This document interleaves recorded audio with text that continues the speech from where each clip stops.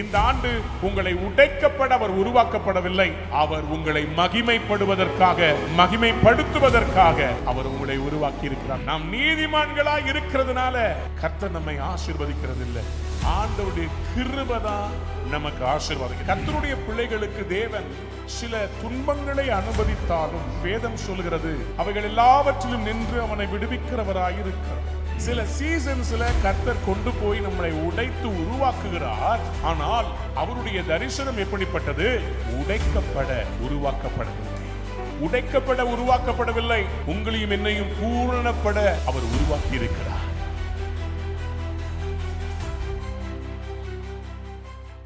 என்னுடைய செய்திக்கு ஆதாரமாக சங்கீதங்களில் 34வது சங்கீதம் 19, 20 ஆகிய வசனங்களுக்கு நம்முடைய வேதத்தை நாம் திருப்புவோம். Psalms 34 verse 19 and 20. நீதிமானுக்கு வரும் துன்பங்கள் அநேகமாயிருக்கும், கர்த்தர் அவைகள் எல்லாவற்றிலும் நின்று அவனை விடுவிப்பார். யாராவது ஒரு ஆமேன் சொல்லுங்க. அடுத்த வசனம், அவனுடைய எலும்புகளை எல்லாம் காப்பாற்றுகிறார், அவைகளில் ஒன்றும் முறிக்கப்படுவதில்லை. யாராவது ஆமேன் சொல்லுங்க. அநேக நேரங்களிலே நம்முடைய தற்காலிகமான சூழ்நிலைகளை பார்த்து நம்முடைய வாழ்க்கையே அப்படிப்பட்ட வாழ்க்கை என்று நினைத்து விடுகிறோம். கர்த்தருடைய பிள்ளைகளுக்கு தேவன் சில துன்பங்களை அனுமதித்தாலும் வேதம் சொல்கிறது அவைகள் எல்லாவற்றிலும் நின்று அவனை விடுவிக்கிறவராயிருக்கிறார். My God is a God who might allow me to go through some seasons of brokenness, but I was not created to be broken. யாராவது ஒரு அல்லேலூயா சொல்லுங்களேன். உங்களை என்னையும் ஆண்டவர் முழுமையான ஆசீர்வாதத்திற்குள்ளே மகிமைக்குள்ளே அவர் கொண்டு போய் சேர்ப்பதற்காக விரும்புகிறார். என்னை உடைக்கப்படுவதற்காக அவர் என்னை உருவாக்கவில்லை. என்னை ஆண்டவர் பூரணப்படுத்துவதற்காக உருவாக்கி இருக்கிறார். அன்பு தேவனுடைய பிள்ளைகளே, மத்தேயு சுவிசேஷம் 12ஆம் அதிகாரம் 20ஆம் வசனத்தை வாசித்து பாருங்கள். Matthew chapter 12 and verse 20 says like this. அவர் நியாயத்திற்கு ஜெயம் கிடைக்க பண்ணுகிற வரைக்கும் நெறிந்த நாணலை முறிக்காமலும் மங்கி எரிகிற திரியை அணைக்காமலும் இருப்பார். யாராவது ஒரு அல்லேலூயா சொல்லுங்க. சத்தமா அல்லேலூயா சொல்லுங்க. அப்போ அவர் நியாயத்திற்கு ஜெயம் கிடைக்க பண்ணுகிற வரையிலும், அன்பு தேவனுடைய பிள்ளைகளே, நீங்களும் நானும் பூமியிலே நீதிமான்களா என்று சொன்னால் நாம் நீதிமான்கள் என்று பூர்ணமாக அறிக்கை செய்ய முடியாது. ஆனால் நம்முடைய ஆண்டவராகிய இயேசு கிறிஸ்துவினாலே நாம் நீதிமான்களாக்கப்பட்டிருக்கிறோம். அவர் எவர்களை முன்குறித்தாரோ, எவர்களை அழைத்தாரோ, எவர்களை தேவன் தெரிந்து கொண்டாரோ, வேதம் சொல்கிறது அவர்களை அவர் நீதிமான்களாய் மாற்றியிருக்கிறார். அப்ப எனக்கு தேவன் கொடுத்திருக்கிற மிகப்பெரிய ஒரு ஆசீர்வாதம் என்ன? நெறிந்த நாணலை அவர் முறிக்காதவர். He is not a God who will break the bruised reed. ஏற்கனவே காயப்பட்டு உடைந்து இருக்கிற அதை அவர் உடைத்து பார்த்து சந்தோஷப்படுகிறவர் அல்ல. நம்முடைய பலவீனத்தை காண்பித்து இது எவ்வளவு உடையும். நம்ம ஒரு சூப்பர் மார்க்கெட்டுக்கு போனா வெண்டைக்காயை எப்படி வாங்குவோம்? அதனுடைய காம்பை உடைச்சு பார்ப்போம். ஏன் உடைக்கிறோம்? அது டக்குன்னு உடையுதா இல்ல அப்படியே வளையுதா? இது மாதிரி டெஸ்ட் பண்றவர் நம்ம ஆண்டவர் கிடையாது. நம்முடைய ஆண்டவர் பொல்லாங்கினால் நம்மை சோதிக்கிறவர் அல்ல. எத்தனை பேர் ஆமென் சொல்ல விரும்புறீங்க? சில சீசன்ஸ்ல கர்த்தர் கொண்டு போய் நம்மளை உடைத்து உருவாக்குகிறார். ஆனால் அவருடைய தரிசனம் எப்படிப்பட்டது? உடைக்கப்பட உருவாக்கப்படவில்லை. உருவாக்கப்படவில்லை. உங்களையும் என்னையும் பூரணப்பட அவர் உருவாக்கி இருக்கிறார். அப்படியான நான் நம்புகிறேன், இந்த வருஷத்தின் மைய பகுதியிலே கர்த்தர் உங்களை பூர்ணமாக்குகிற ஒரு அற்புதத்தை செய்ய போகிறார். உங்கள் உடைப்பிலிருந்து உங்களை வெளியே கொண்டு வர போகிறார். யாராவது ஒரு அல்லேலூயா சொல்றீங்களா? சங்கீதங்களில் 147:3 வாசித்து பாருங்க. சங்கீதம் 147:3 சொல்கிறது, இருதயம் நறுங்குண்டவர்களை குணமாக்குகிறார், அவருடைய காயங்களை அவர் கட்டுகிறாராம். யாராவது ஒரு அல்லேலூயா சொல்லுங்க. இருதயம் நொறுங்குண்டவர்களை அவர் குணமாக்குகிறார், அவருடைய காயங்களை அவர் கட்டுகிறார். 1 சாமுவேல் 2ஆம் அதிகாரம் 10ஆம் வசனத்தை வாசித்து பார்க்கும்போது, தேவனை யார் எதிர்க்கிறார்களோ அவர்களை தான் தேவன் உடைக்கிறார் என்று வேதம் சொல்கிறது. 1 Samuel chapter 2 and verse 10. இருதயம் நெருங்குண்டவர்களை குணமாக்குகிறார், அவருடைய காயங்களை கட்டுகிறார், அவருடைய காயங்களை கட்டுகிறார். யாராவது ஒரு அல்லேலூயா சொல்றீங்களா? அல்லேலூயா. உடைக்கப்பட உருவாக்கப்படவில்லை, அவருடைய வேலையை கட்டுகிற வேலை. அதே 147:2 சொல்கிறது, அவர் எருசலேமை கட்டுகிறார், துரத்துண்ட இஸ்ரவேலை கூட்டி சேர்க்கிறார். His job is to build, the enemy's job is to destroy. திருடன் கொல்லவும் திருடவும் அழிக்க வருகிறார், அவருடைய வேலை மறுபடியும் எருசலேமை கட்டுவார். அவர் எருசலேமை மறுபடியும் கட்டப் போகிறார். இந்த வருடத்தின் மையத்தில் உங்கள் குடும்பத்தை கட்டி எழுப்ப போகிறார், உங்க பிள்ளைகள் வாழ்க்கையை கட்டி எழுப்ப போகிறார். இந்த ஆண்டு உங்க வீட்டுக்கு ஒரு மகிமையான காரியம் வரப்போகிறது, ஒரு கொண்டாட்டம் வரப்போகிறது. இந்த ஆண்டு முடிவதற்குள்ளே உங்க வீட்டில் கர்த்தர் கட்டி எழுப்பி இருப்பார். புதிய சாவிகளை கர்த்தர் உங்க கையில கொடுப்பார், உங்க பிசினஸ் கட்டி எழுப்ப போகிறார். இந்த ஆண்டு உங்களை உடைக்கப்பட அவர் உருவாக்கப்படவில்லை, அவர் உங்களை மகிமைப்படுவதற்காக, மகிமைப்படுத்துவதற்காக அவர் உங்களை உருவாக்கி இருக்கிறார். விசுவாசம் யாராவது ஆமென் சொல்றீங்களா? அன்பார்ந்த பிள்ளைகளே, யோபு நினைத்தார் அவருடைய சரீரம் உடைந்த போது அவருடைய வாழ்க்கையெல்லாம் உடைந்து போயிற்று நினைத்தார். யோபுவின் புஸ்தகத்தில் 7ஆம் அதிகாரத்தில் 5ஆம் வசனத்தில் யோபு 7:5 அவர் இப்படி சொல்றார், பூச்சிகளினாலும் என் மாம்சம் பூச்சிகளினாலும் அடைபற்றின புழுதியினாலும் மூடப்பட்டிருக்கிறது, அடைபற்றின புழுதியினாலும் மூடப்பட்டிருக்கிறது, தோல் வெடித்து அருவருப்பாயிற்று. கொஞ்சம் யோசித்து பாருங்க, ஒரு வியாதி என்று ஒன்று வந்துவிட்டா உள்ள இருக்கிற வியாதி கூட யாருக்கும் தெரியாதுங்க, போட்டி மறைச்சிடலாம், யாருக்கும் சொல்ல வேண்டிய அவசியம் இல்லை. ஆனா அது கண்களிலே பார்க்கக்கூடிய ஒரு வியாதியா இருக்கும் போது அந்த பலவீனம் எல்லாரும் பார்க்கக்கூடியதா இருந்துச்சா. அவருடைய மாம்சம் பூச்சிகளினாலும் அடைபற்றின புழுதியினாலும் மூடப்பட்டிருந்தது, தோல் வெடித்து அருவருப்பாயிற்று. தோல் வெடித்துனா அது எவ்வளோ பயங்கரமான டிசீஸா இருக்கும், அது என்ன ஸ்மெல்லு கொண்டு வந்திருக்கும். இந்த சரீரத்தின் பாடுகள் அவரை வேதனைப்படுத்தியது. ஆனா இதையெல்லாம் பார்த்துவிட்டு ஆண்டவர் அமைதலாய் இருக்கிறார். There are some seasons where you go through a sickness. சில பலவீனங்கள் வரும், ஆனா அந்த பலவீனங்கள் நம்மை மேற்கொள்வதற்காக அல்ல, நமக்கு ஒரு விடுதலையை தந்து அற்புத சாட்சியாய் மாற்றுவதற்கு. ஆமென். யோபுவின் புஸ்தகத்தில் அவர் 17ஆம் அதிகாரம் 1ஆம் வசனத்தை சொல்றாரு, சரீரம் உடைஞ்சா பரவாயில்லைங்க, என் சுவாசம் ஒழிகிறது, என் சுவாசம் ஒழிகிறது, என் நாட்கள் முடிகிறது, என் நாட்கள் முடிகிறது, பிரேத குழி எனக்கு ஆயத்தமாய் இருக்கிறது. என் ஆவி என்னாச்சுங்களா? என் சுவாசம் ஒழிகிறது, என் சுவாசம் ஒழிகிறது. யோபு 17:1, என் சுவாசம் ஒழிகிறது. My spirit is broken, my days are cut short, the grave awaits me. My spirit is broken, என் ஆவி உடைந்து போயிற்று. தேவ பிள்ளைகளே, முறிந்த ஆவியை யாரால் தாங்கக்கூடும்? இன்னைக்கு சில பேர் முறிந்து போன ஆவியால இருக்கிறார். சரீர வேதனை ஒரு பக்கம், கண்டு கொள்ளாத கணவன், அன்பே செலுத்தாத பிள்ளைகள், மதிக்காத மனைவி, ஆவி உடைந்து போனா என்ன செய்யறதுங்க? What do you do when your spirit is broken? அவன் சொந்த மனைவி சொல்லுகிறார், தேவனை தூஷித்து ஜீவனை விடும். எதற்காக உயிரோடு இருக்கிற? His spirit was broken. எதை வேணா தாங்கலாம், வியாதியை கூட தாங்கிடலாம். ஆனா நம்ம கூட யாருமே இல்லை. நண்பர்கள் கூட வசைப்பாடுகிறார்கள், குற்றம் சுமத்துகிறார்கள். மனைவி இல்லை, பிள்ளைகள் மரித்து போனார்கள், கைவிடப்பட்ட நிலைமை. His spirit was broken. But God did not break him so that he can destroy him. God has a purpose. யாரெல்லாம் ஒரு அல்லேலூயா சொல்ல விரும்புறீங்க?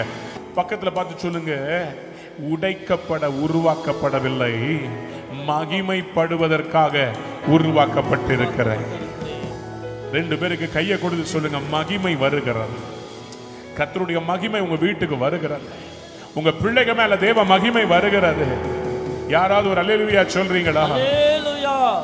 அன்பு தேவனுடைய பிள்ளைகளே, யோபு உடைக்கப்பட்டது, உடைந்து போனது உண்மைதான். ஆனா இன்றைக்கு கர்த்தர் அவருடைய வாயை நல்ல அறிக்கையினால் நிரப்பினார். தேவரீர் சகலத்தையும் செய்ய வல்லவர், நீர் செய்ய நினைத்த காரியம் தடைபடாது. எத்தனை பேர் இன்றைக்கு ஆமென் சொல்ல விரும்புறீங்க? அப்படின்னா அவர் என்ன சொல்றாருன்னா, ஆண்டவரே நான் உடைக்கப்பட உருவாக்கப்படவில்லை, நீ சகலத்தையும் செய்ய வல்லவ. அழுகி போன இந்த தோல் இது எல்லாம் என்னை விட்டு போனாலும் என் மீட்பர் உயிரோடு இருக்கிறார். யோபு 19:25 அவர் சொன்னார்ல, என் மீட்பர் உயிரோடு இருக்கிறார், நான் அவரை காண்பேன், அந்நிய கண்கள் அல்ல என் சொந்த கண்கள். He was confessing, even though I am broken, I will still see the glory of God. எத்தனை பேர் ஆமென் சொல்ல விரும்புறீங்க? சிலர் மேல தேவன் காண்பிக்கிற அந்த கரிசனை, அவருடைய வாழ்க்கையிலே தேவன் கொடுக்கிற திருப்பு முனை, சிலருக்கு அற்புதங்கள். யோபுடைய காரியத்திலே இழப்பு, வியாதி, வருத்தம், குடும்பத்திலே உறவுகளிலே முறிவு. ஆனால் தேவன் என்ன செய்கிறார்? இதெல்லாம் முடிந்த பிறகு எல்லாவற்றையும் இரட்டிப்பான விதத்திலே கர்த்தர் திருப்பி தருகிறார். நான் இயேசுவின் நாமத்தில் கர்த்தருடைய அபிஷேகத்தின் கீழ் நின்று சொல்லுகிறேன், இந்த வருடம் நீங்க இரட்டிப்பான நன்மையை பெற்றுக் கொள்வீர்கள். ஆண்டவர் இன்னைக்கு நம்ம சில வேளைகளில் உடைப்பது நம்மை அழிப்பதற்காக அல்ல, அவர் உருவாக்கப்படுவது, அவருடைய வேலையே மகிமைப்படுத்துவது. எத்தனை பேர் ஆமென் சொல்ல விரும்புறீங்க? சத்தமா ஒரு அல்லேலூயா சொல்றீங்களா? ரோமருக்கு எழுதப்பட்ட நிருபம் 4ஆம் அதிகாரத்திலே 7ஆம் 8ஆம் வசனத்தை வாசித்து பாருங்களேன். ரோமர் 4ஆம் அதிகாரம் 7ஆம் 8ஆம் வசனம். எவர்களுடைய அக்கிரமங்கள் மன்னிக்கப்பட்டதோ, எவர்களுடைய அக்கிரமங்கள் மன்னிக்கப்பட்டதோ, எவர்களுடைய பாவங்கள் மூடப்பட்டதோ, எவர்களுடைய பாவங்கள் மூடப்பட்டதோ, அவர்கள் பாக்கியவான்கள். Blessed is the one whose sin the Lord will never count against him. அடுத்த வசனம் 8. எவனுடைய பாவத்தை கர்த்தர் எண்ணாதிருக்கிறாரோ, எவனுடைய பாவத்தை கர்த்தர் எண்ணாதிருக்கிறாரோ அவன் பாக்கியவான் என்று, அவன் பாக்கியவான் என்று தாவீது சொல்லி இருக்கிறான். தாவீது சொல்லி இருக்கிறான். எங்க சொல்லி இருக்கிறாரு? சங்கீதங்களில் 32வது சங்கீதம் 1லிருந்து 7ஆம் வசனங்கள், அதுல 1, 2ஆம் வசனங்களை வாசித்து பார்க்கும்போது இந்த வசனத்தை தான் அங்கே கோட் பண்ணுகிறார் ரோமருக்கு எழுதப்பட்ட நிருபத்தில். எவனுடைய மீறுதல் மன்னிக்கப்பட்டதோ, எவனுடைய பாவம் மூடப்பட்டதோ அவன் பாக்கியவான். பாக்கியவான். எவனுடைய அக்கிரமத்தை கர்த்தர் எண்ணாதிருக்கிறாரோ, எவனுடைய ஆவியில் கபடம் இல்லாமல் இருக்கிறதோ அவன் பாக்கியவான். அவன் பாக்கியவான். யாராவது ஒரு அல்லேலூயா சொல்றீங்களா? அல்லேலூயா. அன்பு தேவனுடைய பிள்ளைகளே, கர்த்தர் இன்றைக்கு உங்களை குற்றங்களை மன்னித்து நோய்களை குணமாக்கி உங்கள் பிராணனை அழிவுக்கு விலக்கி மீட்டு கிருபையினால உங்களை முடிசூட்ட போகிறார். நன்மை கிருபை உங்களை தொடர போது. எத்தனை பேர் விசுவாசிக்கிறீங்க? அல்லேலூயா சொல்றீங்களா? எவனுடைய பாவங்களை ஆண்டவர் பேதுருவை தெரிந்தெடுத்தார். பேதுருவை கர்த்தர் விசேஷமாய் முன்குறித்தார். தேவ பிள்ளைகளை நன்றாக அறிந்து கொள்ளுங்க. ஆண்டவரை பார்த்து சொன்னார், நீ ஜீவனுள்ள தேவனுடைய குமாரன். எல்லாரும் தப்ப ஆன்சர் பண்றாங்க, பேதுரு மட்டும் கரெக்டா சொல்றார். தீர்க்கதரிசின்னு சொல்லல, வேற காரியம் சொல்லல. He had a revelation of God, but he did not understand the process of God. தேவனை குறித்து இயேசுவானவர் யார் என்பதை குறித்து வெளிப்பாடு இருந்தது. அந்த வெளிப்பாடு அறிவுபூர்வமானதாக இருந்தது. அனுபவபூர்வமாக அவர் தேவனுடைய குமாரன் என்பதை அவர் உணரவில்லை. Today many Christians, we have a knowledge of God, but we don't have an experience of God. When we have an experience with God, it will become a transformative power that will transform the entire nation. அறிவுபூர்வமாக தேவனாகிய இயேசு கிறிஸ்துவை பேதுரு அறிந்திருந்தார். ஆனால் அவர் தேவனாகிய கர்த்தர் எப்படிப்பட்டவர் என்பதை அவர் புரிந்து he thought everything is easy. விசுவாச பாதையிலே எல்லாம் சுலபமா இருக்கும்னு சொல்லி இல்ல, கர்த்தர் நம்மை சில வேளைகளிலே அவர் சில பாடங்களை கற்றுக் கொடுப்பதற்காக கொஸ்டின் பேப்பரை கொடுக்கிறார். பேதுரு கிட்ட சொல்றாரு, சேவல் கூவுவதற்கு முன்பாகவே 3 தரம் நீ என்னை மறுதலிப்பாய். என்ன ஆண்டவரே, எக்ஸாம் வைக்கும் போதே ஃபெயில் ஆக. கொஞ்சம் யோசித்து பாருங்க, நீங்க டீச்சரா இருந்து உங்க பிள்ளைகிட்ட கொஸ்டின் பேப்பர் கொடுக்கும்போது இன்னைக்கு நீ ஃபெயில் ஆயிடுவிடா, அந்த பையன் உங்களை எப்படி வாழ்த்துவான்? வீட்டில் போய் அவங்க அம்மா கிட்ட என்ன சொல்லுவான்? அம்மா, என் டீச்சர் ஒரு பேய், கொடுக்கும் போதே சொல்லுது நீ ஃபெயில் ஆயிடுவேன். ஆண்டவர் பேதுரு கிட்ட சொல்றாரு, 3 தடவை நான் மறுதலிச்சிருவப்பா, எல்லாரும் உங்களை விட்டு போனால் நான் போக மாட்டேன்னு சத்தியம் பண்ணவர் அவர்கிட்ட சொல்றார், no, you don't have a experience of me, you have a knowledge of me. தேவ பிள்ளைகளே, ஆண்டவர் பேதுருக்காக அவர் சொன்னார், நானோ உனக்காக வேண்டிக் கொண்டேன். நான் நம்புகிறேன், விசுவாசிக்கிறேன், கர்த்தர் உங்களுக்காக இன்றைக்கு வேண்டிக் கொள்ளுகிறார். யாராவது ஒரு ஆமேன் சொல்றீங்களா? இந்த விசுவாச சோதனை நீங்க ஜெயிக்கும்படி உங்களை கர்த்தர் இந்த உடைப்புக்கு நேராய் நடத்துவதே உங்களை பெரிய மகிமைக்கு நேராய் கொண்டு போவதற்காக தான். தாவீது ஸ்லிப்பாய் விழுந்தார், பாவம் செய்தார். ஆனால் வேதம் சொல்கிறது, அப்போஸ்தலர் 13:22 தாவீதை என் இருதயத்துக்கு ஏற்றவனாய் கண்டேன், எனக்கு பிரியமானவைகளின்படி எல்லாம் அவன் செய்வான். God had to make David understand it was not his works but it was his grace. யாராவது ஒரு அல்லேலூயா சொல்றீங்களா? அல்லேலூயா. தாவீது நினைச்சுக்கிட்டாரு, நான் கர்த்தருக்காக செய்த யுத்தங்கள் நிமித்தமாக இஸ்ரவேலுக்கு ஒரு ஆசீர்வாதமாக இருக்கிறேன், ஆண்டவர் காண்பிக்க விரும்பினா. இல்ல, நீ நீதிமான் என்று மார்த்தட்டிக் கொள்ளாதே. வாஸ்தவர் ரோமர் 4ஆம் அதிகாரத்தில் அங்க தெளிவாக போட்டிருக்கிறது, நாம் நீதிமான்களாய் இருக்கிறதுனால கர்த்தர் நம்மை ஆசீர்வதிக்கிறது இல்லை, ஆண்டவருடைய கிருபை தான் நமக்கு ஆசீர்வாதம். எத்தனை பேர் ஆமென் சொல்ல விரும்புறீங்க? கிரியையினால நம்ம நீதிமான்களாக்கப்படவில்லை, அவருடைய கிருபையினால, அவருடைய கிருபையினால தான். God had to prove to Peter, பின்னாட்களில் நான் உன்னை கொண்டு பெரிய காரியங்கள் செய்ய போகிறேன். அப்ப நீ மார்த்தட்டி சொல்லக்கூடாது, நான் இயேசுவை எப்படி பின்பற்றினேன் தெரியுமா? I need to break you so that I can make you. எத்தனை பேர் ஒரு ஆமென் சொல்ல விரும்புறீங்க? கைகளை உயர்த்தி சொல்லுங்க, எல்லாம் அவர் கிருபை. சத்தமா ஒரு அல்லேலூயா சொல்றீங்களா? இன்னைக்கு நீங்க இந்த இடத்தை விட்டு ஒரு பெரிய விடுதலையை, சமாதானத்தை, அற்புதத்தை பெற்றுக் கொண்டு போக போறீங்க. There will be nothing that will stop your miracle from today. இன்றையிலிருந்து உங்களுடைய அற்புதத்தை எதுவும் தடுக்க முடியாது. விசுவாசிக்கிறவங்க மட்டும் ஒரு ஆமென் சொல்றீங்களா? அம்மா தேவனுடைய பிள்ளைகளே, டெஸ்ட் எழுதுற நேரத்தில் பேதுரு எப்படி தெரியுமா ஃபெயில் ஆனாரு? அந்த 3 தரம் மறுதலிக்கிறதுக்கு காரணம் என்ன தெரியுமா? ஆண்டவராகிய இயேசு கிறிஸ்துவை காட்டிக் கொடுக்க கெத்செமனே தோட்டத்துக்கு வருகிறார்கள் ரோம போர் செய்வர்கள். யோவான் சுவிசேஷம் 18ஆம் அதிகாரம் 10ஆம் வசனத்தை வாசித்து பாருங்க. யோவான் 18:10.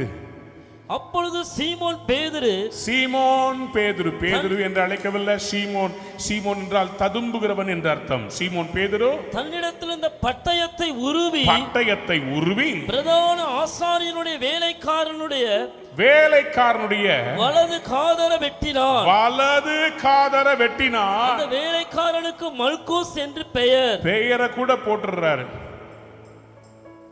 விசுவாசம் உள்ள அந்த கானானிய ஸ்திரீக்கு பேர் இல்லை, காது போன மல்கூசுடைய பேர் இருக்குது. ஏன்னா ஆண்டவருக்கு சில சாட்சி தேவை. நாளைக்கு அதெல்லாம் சும்மா கதைன்னு சொன்னா தெளிவா சொல்லுவார். மல்கூஸ்னு ஒருத்தர் இருந்தா அவன் காது வெட்டப்பட்டது.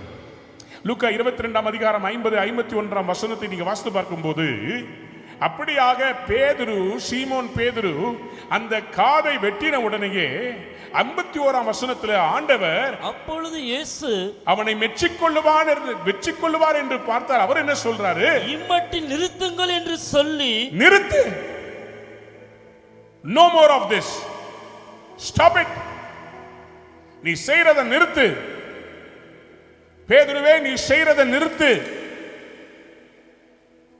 இதனுடைய விளைவுகள் என்னன்னு உனக்கு தெரியல. இந்த இரவு எனக்கு வந்த இந்த சோதனையில நான் அகப்பட வேண்டும்.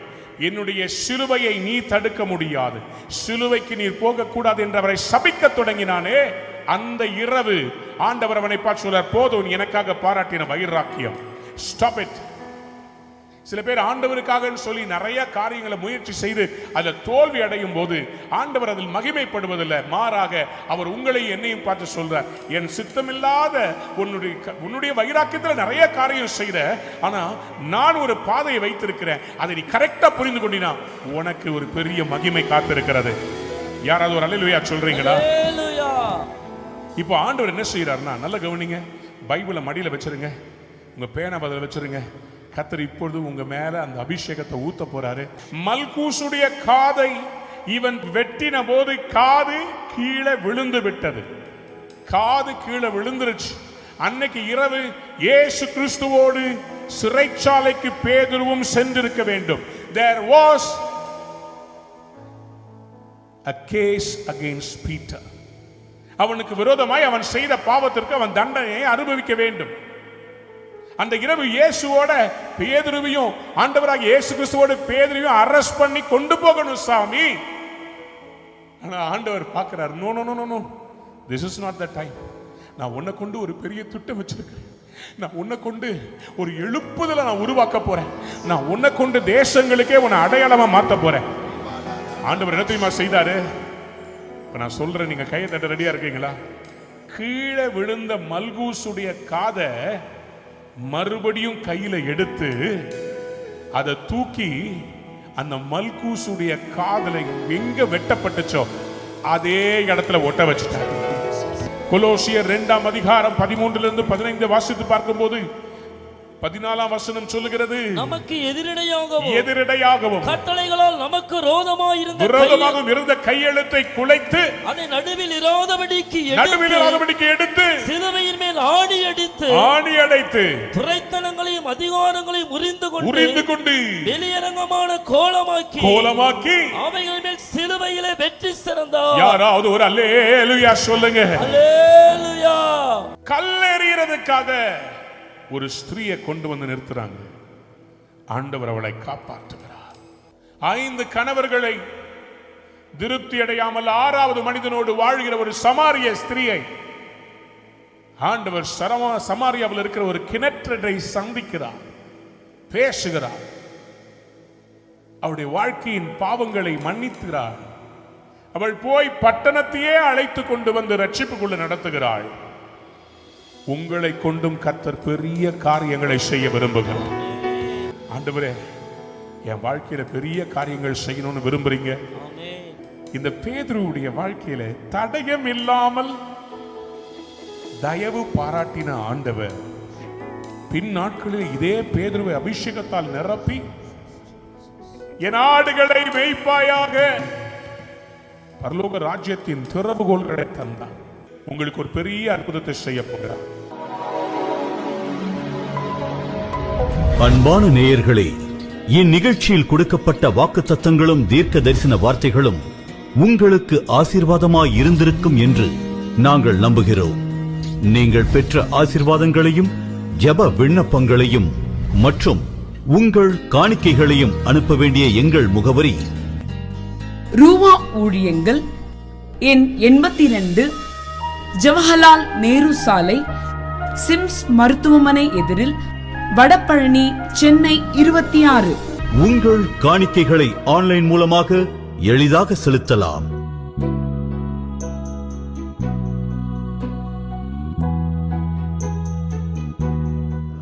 எங்கள் இணையதள முகவரி www.ruhaministries.org.